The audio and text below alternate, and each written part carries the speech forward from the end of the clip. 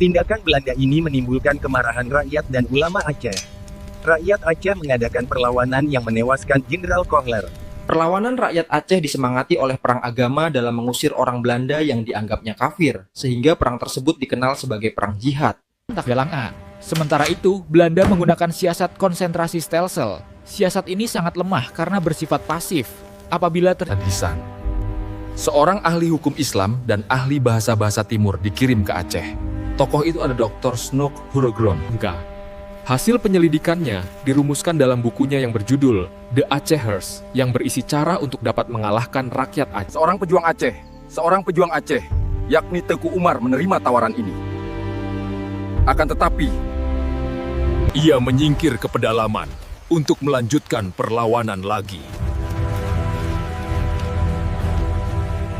Van Heut segera membentuk pasukan gerak cepat yang diberi nama pasukan Marcose. Pasukan Aceh diserang terus-menerus. Teku Umar gugur dalam pertempuran di dekat Maulaboh pada tahun 1899.